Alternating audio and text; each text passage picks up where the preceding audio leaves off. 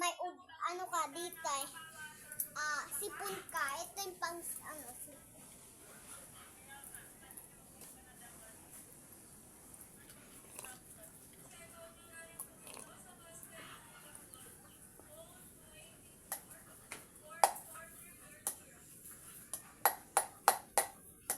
Guys, ito guys oh, 3 tapos 4.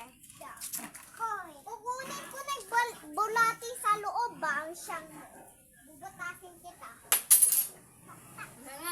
Yan, kukunin ko na yung bulati guys. Ito guys, ang pangkuha sa bulati sa dito.